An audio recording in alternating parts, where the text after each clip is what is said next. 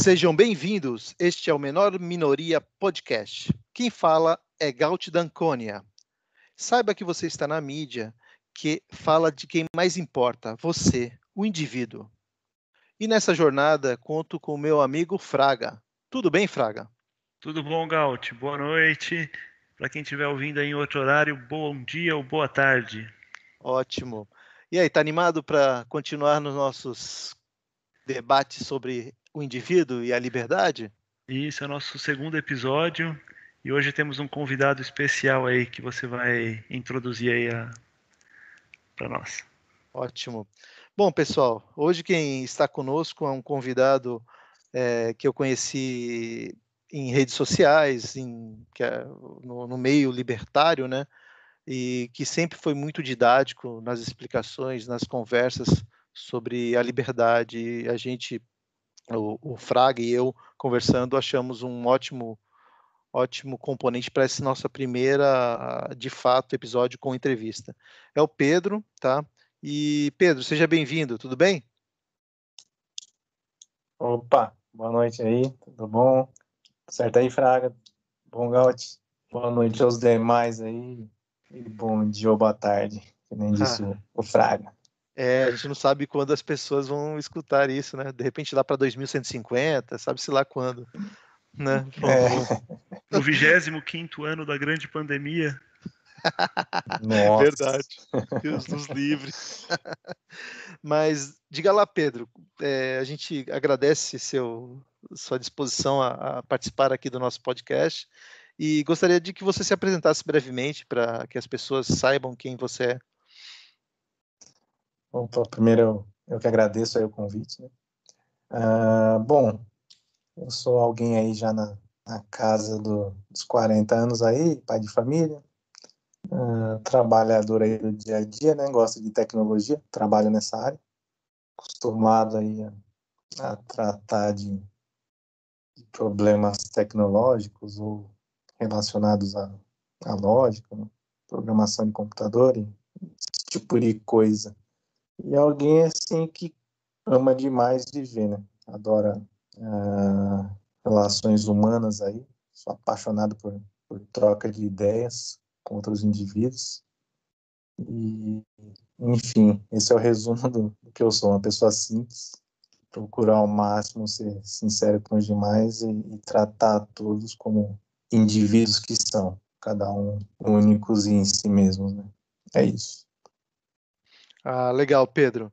Eu lembro que eu já trombo com você nos grupos aí de WhatsApp, já deve ter uns 2, 3 anos, e sempre você foi bem marcante na defesa de temas libertários, e até eu lembro que a época, quando você participava de alguns grupos, eu não tinha essa maturidade até que espantava as suas opiniões.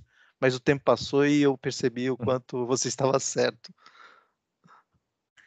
Eu também acabei conhecendo o Pedro em alguns grupos de WhatsApp aí, depois ele acabou me convidando para outros grupos. É um cara que, além de ter um conhecimento muito grande, ainda ajuda a gente a conhecer outros grupos e só soma no meio libertário mesmo. Agradeço. Eu até lembro que tinha um grupo que participava um cara com QI mais elevado que todos nós, né? E sempre tinha um embate, tinha um embate forte aí com o nosso amigo, mas enfim. Foi muito bom e é muito legal ter conhecido o Pedro aí. Espero ter cada vez mais contato com ele. Ô Pedro, então vamos lá, né? Vamos para a pergunta que é o tema, inclusive, desse episódio. E aí, me diz aí, liberdade tem limite? Bom, legal saber que assim, eu influenciei aí na sua melhoria de vida, provavelmente, né? Em termos de felicidade, tomara que sim. Legal, bom ficar sabendo. E assim, do questionamento, para mim é um gigantesco sim. A liberdade tem limite. E aí a segunda pergunta que vem em mente, tá, e qual que seria, né? O que dá o limite à liberdade? E para mim é exatamente aquilo que dá a forma, né, à liberdade. Porque assim a gente está falando, quando a gente está tratando de liberdade, muito provavelmente a gente está pensando em coisas que são permitidas, né, ou não permitidas aqui nesse universo que a gente vive. E ele, por natureza, ele é espaço-temporal, né? São coisas físicas, bens físicos que vão navegando em uma linha de tempo que a gente chama, né? Ou de sequência de estados das coisas. Sendo assim, para você conseguir definir o que seria a liberdade, né? O que os indivíduos podem fazer de interação com esses meios físicos, né? Que são escassos, né? Não são infinitos. Você tem que necessariamente estar falando de um regramento que se remeta a isso, né? A tempo e espaço. E o regramento que eu mais, na minha opinião, mais se aproxima disso, que por enquanto eu não consigo ver nenhuma grande falha nele, é o que a gente chama de propriedade privada. Você tentar definir quem é o dono de uma determinada porção de coisa, né, de substância, de bem físico, numa linha temporal, né? Então, a propriedade privada é isso, né? Ela que define quem é o dono do quê, né? E orientado ao tempo, né? Então, quem chegou ali e se apropriou primeiro de um bem que não tinha proprietário antes, passa a ser dono daquilo, né? Daí sim você consegue começar a questionar, então, o que é a liberdade de cada indivíduo, né? Porque ela vai derivar desse conceito, né? Então, você tem já as propriedades privadas definidas, quem são os donos, e aí sim faz sentido você querer falar de liberdade da interação dos indivíduos, de todos os indivíduos, uns com os outros, versus as propriedades privadas uns dos outros. É o que a gente resume como sendo liberdade. Você enxerga que na sociedade que nós vivemos, nós temos direito à propriedade privada? Ou isso não está sendo respeitado? Espero que sim, a gente tem. A gente faz uso dela, né? Estamos aqui agora, né? Nesse momento a gente está interagindo um com o outro porque a gente está podendo fazer uso da nossa propriedade privada. Agora, se ela é plena, muito provavelmente não, porque tem muitas máfias por aí tentando sempre interferir nisso, né? Mas isso é um detalhe prático, né? De alguém querendo lutar contra essa liberdade, querendo tirar esse direito de propriedade privada que é natural, né, aos indivíduos, pelo menos da raça humana. Então, a resposta é que sim, a gente tem, porém tem que saber que sempre tem aí vários tipos de inimigos tentando acabar com isso, ou pelo menos tentando atrapalhar bastante esse nosso uso da propriedade privada, né? E, Pedro, em relação a gente está falando de propriedade privada e a vida, né? Quais são os limites que um indivíduo pode influenciar na vida do outro, até em questões de ameaças, né? Você consegue, de alguma forma, delinear isso, verificar quais são as subjetividades que podem atrapalhar esse entendimento? Para mim é muito semelhante ao que eu expliquei de liberdade, né? Porque a liberdade ela deriva, né, da propriedade privada e também a vida, que a vida, o que a gente chama de vida é isso, é o direito de você permanecer aqui com a sua mente, espírito, enfim, cada um dá um nome, mas o seu eu ali, a parte que não é física, né? É esse direito dessa sua mente continuar ativa no seu cérebro, no seu corpo, né? Isso é a vida que a gente fala. Então, esse direito, se vocês pararem para pensar, ele é praticamente o que eu descrevi da liberdade, né? Você primeiro tem que definir propriedades privadas, né? Para depois vir falar, né, o que cada um tem direito de usar, e como, e quando, e por quê, né? E a vida é a mesma coisa, né? Ela é mais um dos usos possíveis de uma propriedade privada, que é o seu cérebro, né? É o seu corpo.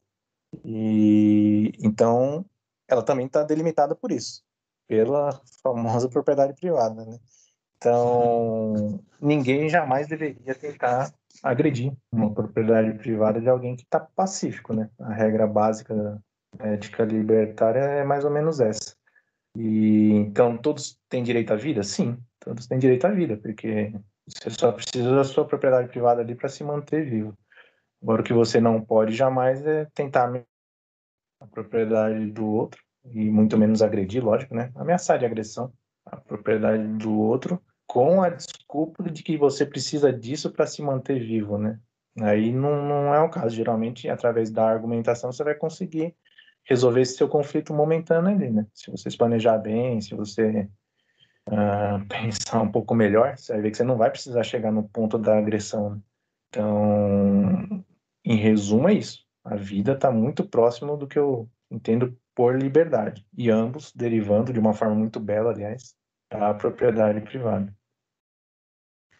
E quando fala de propriedade privada, a gente está falando aqui do seu próprio corpo e de tudo aquilo que você é de fato dono, né? Por exemplo, uma casa. Uma casa que você comprou, você deveria ser o legítimo dono e ninguém deveria poder tirar isso de você sem o seu consentimento. A gente vê que isso, na verdade, não se aplica na nossa sociedade, né? Hoje, qualquer momento, se o Estado disser que a sua casa não cumpre a função social, ele pode tomar ela de você. O que você acha dessa situação? Isso é um desrespeito à propriedade privada ou não?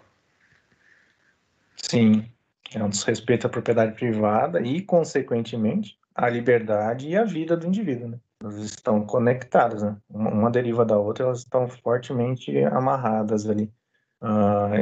Esse da casa, assim, até é um exemplo bom, mas acaba dando, sei lá, abertura para interpretações subjetivas, né? Mas se você pegar um bem um pouco mais fácil do indivíduo perceber que não, aquele bem está amarrado à existência do outro, à vida do outro, né? Uma maldita bombinha de asma, por exemplo, que me vem na cabeça agora, o exemplo. Sem aquela bombinha, o cara vai morrer sufocado, talvez, né? Então, aquela bombinha, aquele pedacinho de coisa ali, de plástico com a coisinha dentro, a substância dentro, pode ser a diferença entre a vida e a morte de um cara. Então, se isso aí é fácil, é claro você falar que não, o Estado mais tem o direito de tomar aquilo ali da mão do cara, não importa, desculpa. Mas é porque eu vou dar pro vizinho do lado que tá precisando agora. Eu vou tomar porque você não me pagou imposto, então eu vou confiscar isso aqui. Nesse tipo de situação, é fácil. Todo mundo praticamente concorda que, não, realmente, isso aí o cara não se pode tomar dele.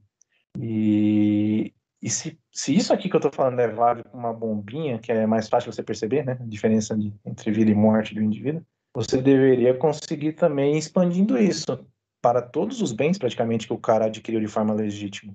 Né? Ele adquiriu aquela bombinha que vai manter ele vivo. Se ele adquiriu também o martelo de uma forma legítima, aquilo ali pode também ser a diferença entre a vida e a morte dele. Ou para ele usar como legítima defesa, que seja, direto, ou para bater um maldito prego na madeira, que vai ser o ganha-pão dele, entendeu? Então, todas as propriedades privadas de um indivíduo é extensão do próprio em si, né? Do eu, da mente, né? Do corpo do cara, né? Você ampliando o seu tamanho nesse universo, digamos, né? Então, desde que você faça de forma legítima, né? Através de uma apropriação original ou de trocas, né? Mas é meio que errado você tentar dividir, né? Separar o cara da propriedade dele, porque vai virando um bolo só, né? E é legal isso, é bacana que seja assim. Que o cara criou um vínculo com um determinado meio físico a partir de um tempo, aquilo passa a ser praticamente o próprio indivíduo, entendeu? De forma lúdica, eu tô falando aqui, lógico que não é fisicamente, né? Mas de forma argumentativa, sim. Aquilo ali passa a ser extensão do indivíduo, né? Ô Pedro, e assim, eu já vou complicar então esse tema, até já incluindo o tema qual o limite, na verdade, do coletivismo. Então, nesse exemplo que você deu, vamos supor que esse indivíduo que necessita de uma bombinha não conquistou por méritos, não conseguiu de alguma forma adquirir por trocas voluntárias essa bombinha. É legítimo outra pessoa, outro indivíduo ser obrigado a fornecer isso a esse outro indivíduo? Qual a sua opinião? Só por conta. O que dá legitimidade a ele ter aquela bombinha ou não é o meio pelo qual ele adquiriu aquilo, né? Qual foi o formato. E não qual é o uso que ele vai dar aquilo, né? Então, assim, se ele adquiriu aquilo de uma forma ilegítima, então não é dele aquela bombinha. Então, é legítimo que você use o mínimo de violência necessária para restituir aquilo, pegar de volta e devolver pro dono daquela bombinha, tá? Não, agora não usar como argumento assim, você não adquiriu isso de forma legítima. E, ao mesmo tempo, tem um cara ali do lado que tá precisando dessa bombinha agora. Então eu vou tomar de você e vou dar para ele. Não, você não pode fazer isso. Você deveria tomar desse cara a bombinha e devolver pro dono legítimo, que talvez não seja aquele cara que está precisando agora, né? Por coincidência está ali do lado precisando. Você tem que devolver pro dono legítimo. E aí, se o dono legítimo lá decidir, pô, legal, né? Você me devolveu, beleza. E agora eu tô vendo que aquele cara ali do lado tá precisando, tá, eu vou doar para ele, vou permitir que ele faça uso disso. E aí sim, então, quem era o proprietário legítimo, logo depois de ter tomado de volta, né, a posse do bem ali, ele ceder pro cara que tá precisando ali, por caridade ou algum Isso. outro bem qualquer, né? Mas é uma escolha pessoal do dono da bombinha, né? E não É, uma regra como se fosse um direito positivo do cara de ter direito àquela bombinha. Ou seja, eu tenho direito que você tem que dar a sua bombinha para mim. Isso não, esse pensamento coletivista, esse não tem espaço, né? Pelo menos não na ética libertária. num a priori, assim, falando de forma individual, de forma a priori, não tem. Agora, se houve um contrato de comum acordo entre as partes, né, então você está morando ali numa localidade, ali numa comunidade com mais 50 pessoas, e vocês entraram num comum acordo disso aí, né? Está lá escrita essa regra, literalmente, ou próxima disso, né? Já precisando de uma bombinha de asma, a gente vai poder entrar aí no seu quintal, sua caixa de bombinhas de asma e pegar uma. Todo mundo concordou com isso, né? Então foi de comum acordo, né? Então, na verdade, nessa situação você vê que não vai ser ilegítimo. Você só vai estar indo lá e executando uma cláusula de um contrato, né? O detalhe é que a autorização para isso, né, o ok do proprietário já foi dado de forma antecipada, né? Então, esse tipo de coletivismo, normal, né? Já respondendo a pergunta de que se para vocês esse coletivismo tem espaço, tem. Pode ser praticado em vários formatos, desde que com as propriedades privadas dos entes envolvidos, dos indivíduos envolvidos, de comum acordo entre eles, entendeu? Então, entrando num comum acordo, todos os proprietários dali, beleza.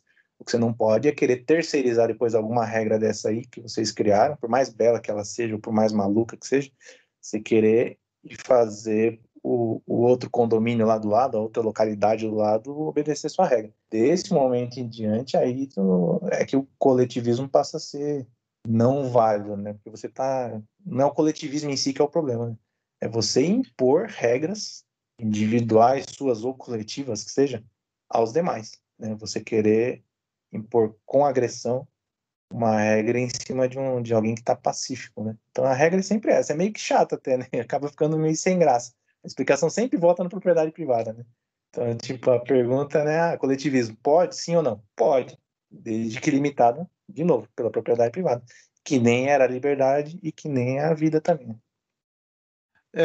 Pelo que você comenta, então, né, o ponto-chave é o consentimento, né?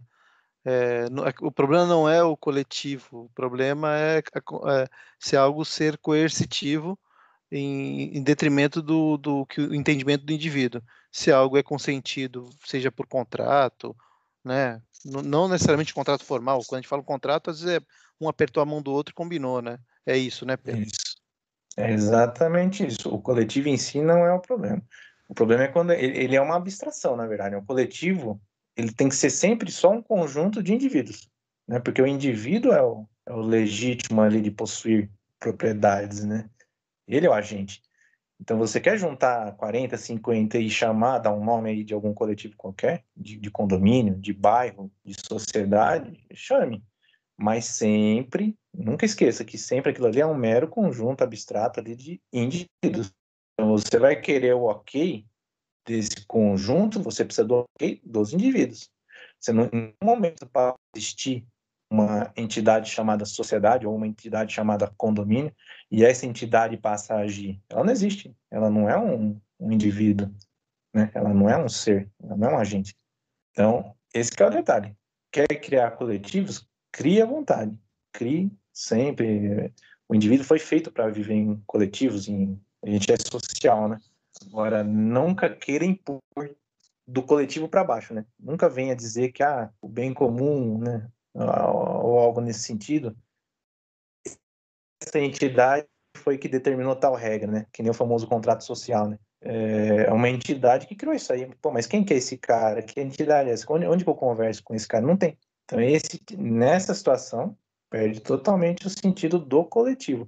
Por quê? Porque ele abandonou o indivíduo. É por isso, entendeu? Então, não é o coletivo em si. É por ele ter abandonado os indivíduos. E nesse caso, a Constituição, devemos ou não respeitá-la? A resposta na prática é sim, mas simplesmente porque a máfia que aí está é perigosíssima. É por isso. Então, assim, respeitem na medida do possível, assim, respeitem o suficiente para não serem agredidos. Assim, olhem para a vida de vocês, né? Façam uma avaliação subjetiva de cada um, vejam o quanto é especial a vida de vocês, muito provavelmente é especial pra caramba, né? A vida de cada um é única, literalmente, né?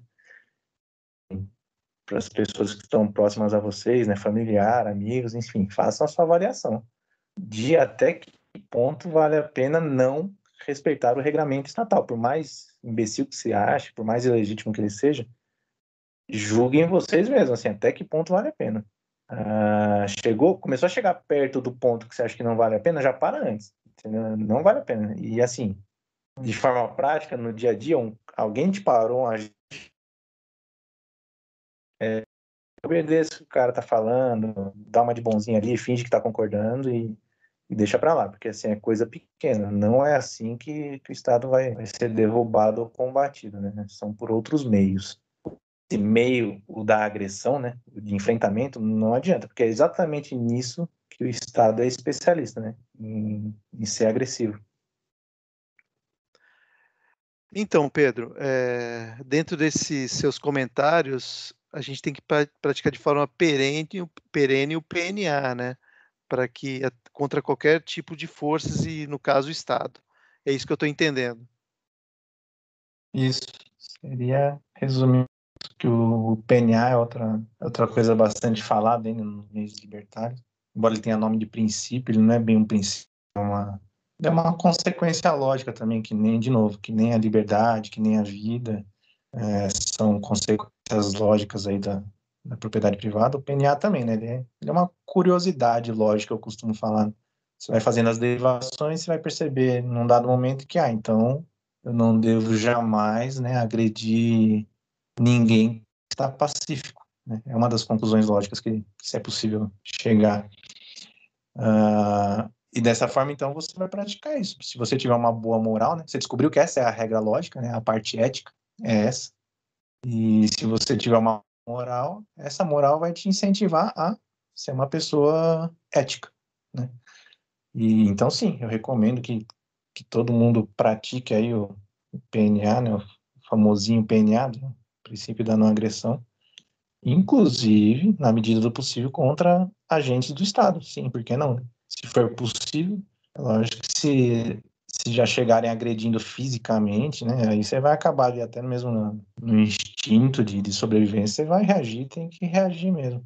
Mas eu recomendaria para que se fizesse de tudo para evitar que se chegue nesse ponto. Por quê? Porque, de novo, o Estado ele é especialista nisso. Ele vai saber te agredir melhor do que você sabe agredir ele, né? Então, se tiver como, e geralmente tem como, desvie, né? Desvie do mafioso, entendeu? Não vai querer passar pertinho dele na calçada e talvez esbarrar de ombro com ele. Não. Finge que precisou atravessar para o outro lado da rua, baixa a cabeça ali um trechinho, finge que está respeitando ele e deixa para tirar sarro no quarteirão de cima. Lembrando que quando a gente fala em agressão, não necessariamente é agressão física, né? Tem a coerção. Às vezes a gente faz um comentário ou outro na internet, isso pode ser captado por algum agente estatal e de alguma forma você ser perseguido, né? Então, esse alerta vai além de uma agressão, um contato físico, né, Pedro? Sim.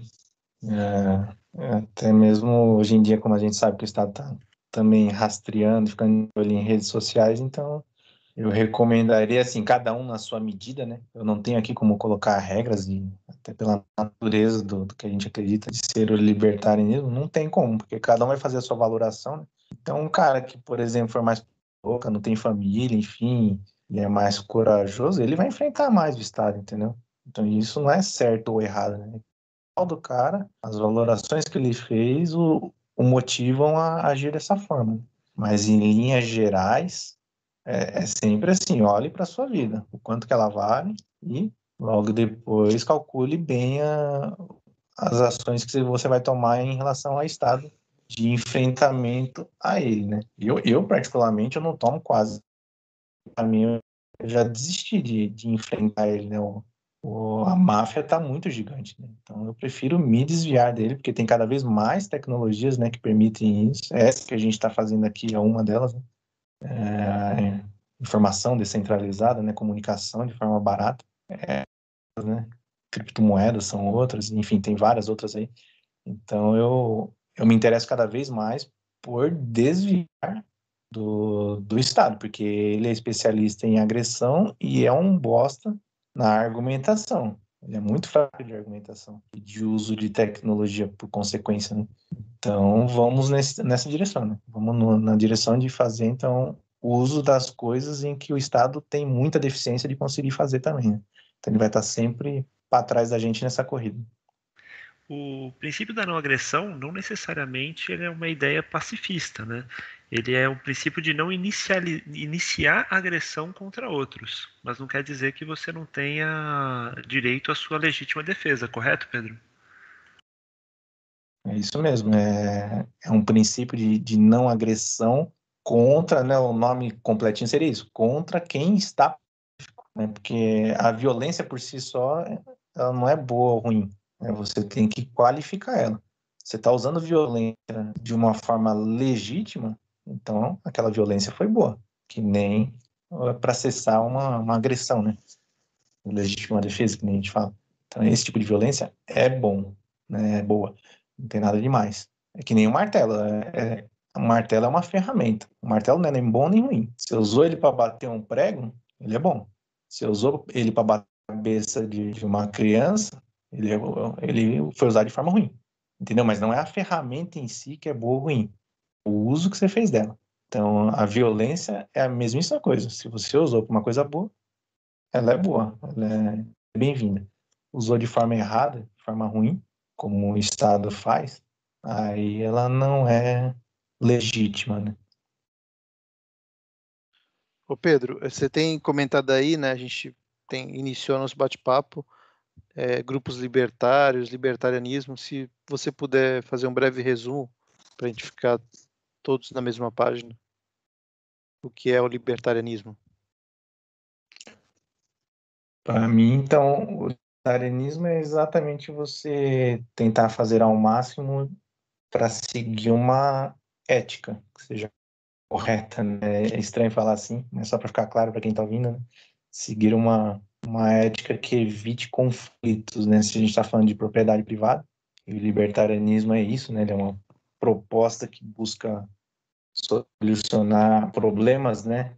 De conflitos entre propriedades privadas ou o uso de um bem escasso por indivíduos distintos, né? De forma exclusiva. Então, o libertarianismo é isso, é fazer um bom uso desta ferramenta. A ferramenta é o quê? A ética libertária, que é definir o que é uma propriedade privada, né? E o que é um indivíduo, um ser agente. E associado a isso, você ter uma boa moral. E aí vai de cada um. Moral, cada um vai procurar a sua, a forma de explicar ela para os demais, o que a torna bela ou não. Mas você tendo uma boa moral, ela vai te levar a seguir a seguir o caminho de um ferramenta. É isso que eu estou querendo dizer. Igual o martelo. Você tem um martelo, é uma boa ferramenta? É uma boa ferramenta, mas toma cuidado que ela pode ser mal utilizada, né? Então, o libertário, ele usaria boas ferramentas, no caso, bons martelos, martelos bem construídos, seguros, né? E para praticar ações que sejam também boas, né? Isso para mim é que é o libertarianismo. A nossa sociedade, ela está preparada para viver numa sociedade libertária? Ou você acha que precisaria de uma adaptação? Em que ponto nós estamos? O sociedade que eu vou falar é só uma soma de indivíduos, né? Que nem eu falei lá atrás. Porque se for para falar da sociedade no sentido que eu sou aí, então a resposta seria praticamente um não, né? Porque eles iam criar esse corpo aí abstrato, olhar para isso e, como ele é todo deformado, eles responderiam não, até porque eles são socialistas. Mas pro que eu enxergo como sendo sociedade, a minha resposta vai ter que ser orientada a indivíduos. Então a resposta que eu tenho é assim, é cada vez mais indivíduos estão ficando preparados, né? E aí vai que cada um, quando quem faz essa pergunta para mim, né, depende do que ele está pensando na cabeça dele naquele momento de ser sociedade, né? Pode ser que ele está falando de sociedade, ele está falando do domínio dele, né? Pode ser que ele está falando do bairro, pode ser que ele não está falando de um espaço físico, uma localidade, pode ser que ele está falando das interações dele. Então ele está pensando que a sociedade dele é o quê? É os 5, 6 vendedores que ele interage num portal lá de compra e venda, mais os 2, 3 motoristas de Uber que ele contrata ali toda semana para fazer serviço, entendeu? Pode ser, então, tá direcionado a bens e serviços, né? E então a resposta é essa de que sermos cada vez mais bem preparados, os indivíduos. Agora, as sociedades, né, que para mim são praticamente infinitas sociedades, existem, né? As sociedades, aí depende.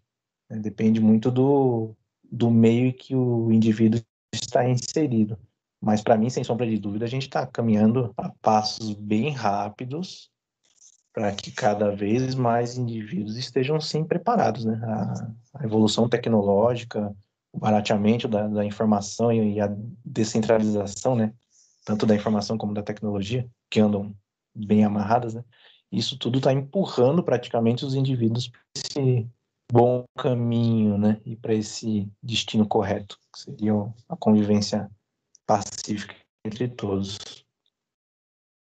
Em Fraga e Pedro, eu acho que o Estado também tem ajudado bastante nisso, né? As ações que eles têm. Sim, ele tem A ajudado, competência estatal ajuda, né? Sim, isso que é o legal, então. Por isso que eu não. Assim, vai demorar, lógico. Cada um imagina um tempo aí, 10, 20, 50 anos para se chegar num nível que talvez vai estar agradando a maioria dos libertários. Mas o bacana é que, assim, por isso que eu fico tranquilo em relação a isso, porque o Estado, ele é muito ruim de argumentação. Muito ruim. É horrível, né? E ele é ótimo de agressão. E o que a gente propõe, o que um libertário propõe é exatamente o oposto, né? Ó, argumente e não seja agressivo, né? Agressivo já, a palavra agressão já é contra alguém pacífico, tá? Só para ficar mais claro, é usar violência contra alguém pacífico. Então, é legal que a nossa proposta, então, ataca exatamente os dois pontos fracos do Estado, né? E ele era muito bom de impor a violência dele, né? E enganar na argumentação, não que ele era bom de argumentação, ele enganava na argumentação porque a gente não tinha acesso fácil às informações, tá? Só por isso. Então ele fingia que ele era bom no papo, né, digamos. Mas ele não é. Ele não é bom. E tá ficando cada vez mais claro isso para todos, para boa parte dos indivíduos, né? Principalmente por causa de internet, que inclusive a gente fazendo uso aqui, né? Então, isso está deixando cada vez mais claro dos livros, assim, o quão é patético o Estado, né? E também mostrando, ao mesmo tempo, para os indígenas, sim, o Estado no passado ele foi útil para prestar alguns serviços centralizados, porque a gente não tinha outros meios talvez tão úteis aí, entre aspas, para se prestar tal serviço num meio privado. Mas hoje em dia é praticamente nenhum serviço mais tem essa primazia de Estado, né? E, então, para mim é isso, é nessa direção que a gente vai caminhar. E sim, concordo perfeitamente que o Estado, ele vai se implodir nele mesmo na tentativa de sair de dentro da fossa que ele é, né? Da fossa moral, eu diria. Né? Ô Pedro, tem uma brincadeira que a gente quer fazer aqui, que é o Momento Daniel Fraga. Lembrando só, o Daniel Fraga foi um cara que acabou brigando com uma série de políticos, e aí depois recebeu alguns processos, aí brigou com os juízes, enfim, quando a justiça estava para tomar dinheiro dele, ele converteu todos os bens dele em Bitcoin, falou para o pessoal da justiça, falou, vem buscar, porque vocês não vão conseguir encontrar, e desapareceu. Até hoje ninguém sabe onde ele está. E aí o que eu queria dizer? O que você acha que te faria largar tudo e dar a César o que é de César? Fazer algo parecido com o Daniel Fraga? Ou você não faria isso? Grande Daniel Fraga, admirável o que ele fez aí, bastante admirável, né? E aí, como eu falei lá no começo, né? Ele fez a avaliação dele, ali, da vida dele, enfim, e julgou que valia a pena, né, tomar aquelas ações. Muito provavelmente não deve ter se arrependido, deve ter curtido, deve ser feliz até hoje em dia, e onde ele está e o como ele está aí, né, com a riqueza que ele conseguiu juntar. Então, assim, admirável, admirável. E eu, como eu disse lá no início, eu gosto muito aqui da vida atual que eu tenho, né, das interações que eu posso fazer com amigos, com família, colegas de trabalho, vizinhos, né, todo um conjunto de coisas. Né? Então, eu gosto muito, sou muito apegado a isso, né, a relações humanas. Né? Então, para mim, dificilmente eu faria isso, mas muito dificilmente eu chegaria nesse nível. E até porque eu admiro o outro caminho, né? Que nem eu falei, de desviar do mafioso, né? De não bater de frente com ele. E apesar que lá na época que o Daniel fez, né? Nossa, foi muito útil para muita gente. Né? Aquilo ali causou impacto em muita gente e fez as pessoas repensarem. Né? E hoje em dia eu já acho que já tá aquela... A cicatriz ele abriu, né? A ferida no estado, acho que ele abriu. Então já dá para a gente partir dali e continuar no caminho de divulgar a informação, né? De ir para o caminho da tecnologia, né? De resolver conflitos e bens e serviços, consumo de bens e serviços através da tecnologia descentralizada. Então minha resposta é essa: eu não largaria tudo aqui não. Eu, na verdade, vou lutar para que o Estado largue, né? De querer tomar minhas propriedades. Né? Então, assim, a questão já é aqui. A gente só precisa combater o mafioso maior aí, os menores também. Ah, legal, legal. A gente vai ver, a gente vai com o tempo pretende, né, utilizar esse momento Daniel Fraga e É, você é o primeiro a responder esse questionamento, né? Legal. Obrigado por responder, Pedro. imagina. Não, beleza. Pedro, Só um comentário. O Daniel Fraga aproveitando, também, o que ele tá. fez não é muito diferente do que o John Galt fez, né? Que também é outra Ah, inspiração nossa sim. aqui. É verdade. Sim, a gente no meio libertário tem diversos mitos, né? O mito do Satoshi Nakamoto, né, em relação ao Bitcoin, né? Tem o personagem John Galt da Revolta de Atlas, né? Tem também no Cântico da Ayn Rand também, livro da Ayn Rand, que eu comentei no outro capítulo, tem um personagem bem semelhante a ele. Então é aquele tipo humano, né, que enfrenta o Estado e de alguma forma não se sujeita aos princípios que o coletivo impõe a ele, né? Então o Daniel Fraga é esse nosso John Galt brasileiro, nosso Satoshi Nakamoto, né? Mas enfim, legal, obrigado Pedro pela resposta. Imagina.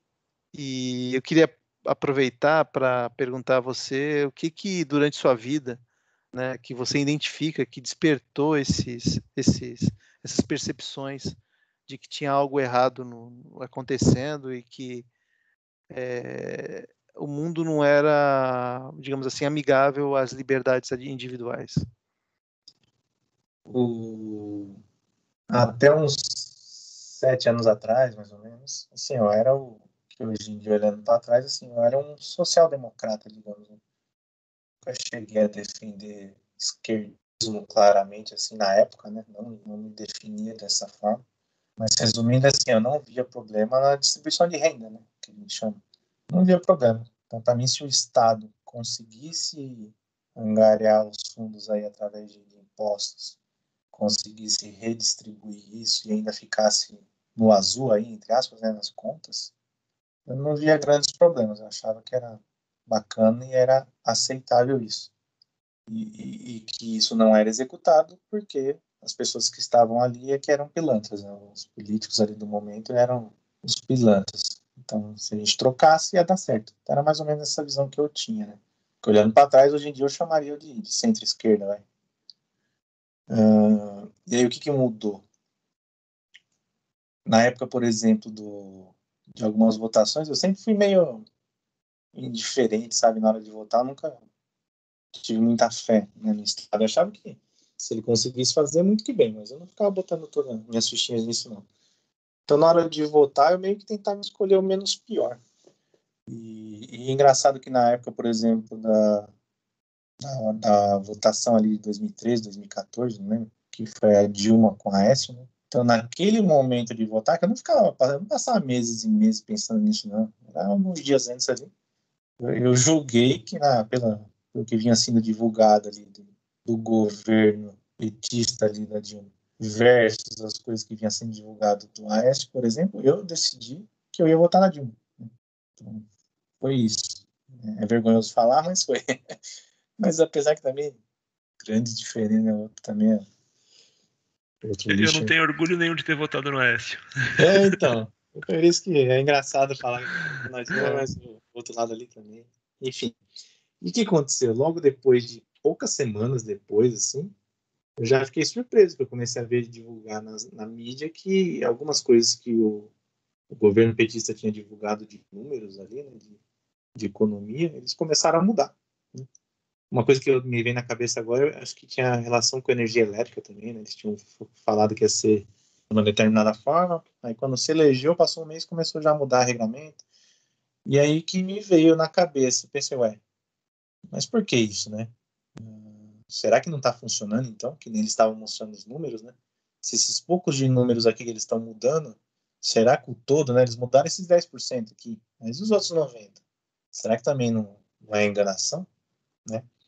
E aí me veio isso na cabeça, né? Então, um mês depois assim, da eleição, eu pensei, deixa eu procurar se existem outras formas de organização da sociedade, né? E procurando sozinho mesmo, assim. Procurando, acabei caindo em vídeo do Daniel Fraga, né? No site do Mises, esse tipo de coisa, né? E fui assistindo, então, os vídeos. Fui lendo os textos aí do Mises e do Instituto Rothbard. E fui percebendo que muitas das coisas que estavam escritas ali, eu lia, né? Você toma aquele estanque inicial, mas você fala, nossa, que porra é essa aqui, né? Meio revolucionário, né? Só que você acaba de ler, você não consegue refutar boa parte das coisas que estão ali, né? Tem opiniões ali no meio que são meras opiniões? Sim, mas isso é de menos. Os argumentos mais pesados ali contra a organização atual, que é a social-democrata, são bem fortes, né? Então comecei a ler e fui entendendo. E para mim encaixou muito bem, porque assim, eu trabalhei com programação de computador aí desde 13 anos de idade, 14, né? E a ética argumentativa, enfim, o libertarianismo é muito pautado em lógica, né? Então eu fui lendo aquele tipo de coisa, que são coisas baseadas em lógica, né, para tentar explicar a ação humana, para tentar explicar a economia, e foi me agradando muito, né? Agradando bastante, porque eu nunca imaginei que se pudesse explicar essas coisas que pareciam ser da área de humanas, né, na minha cabeça da época, eu vi explicado assim, de forma tão exata, né? Então isso foi me trazendo mais interesse, né, de ir buscando conhecimento, e assim, depois de 2, 3 meses eu já me considerava um libertário, entendeu? Não teve um meio do caminho, né? Então, eu passei de um social-democrata de centro-esquerda para um libertário mesmo de zero Estado em 2 meses, provavelmente. Ali entre novembro desse ano, que eu não estou lembrando quando foi a eleição, se foi 2013 ou 14, eu acho 14. que... 14.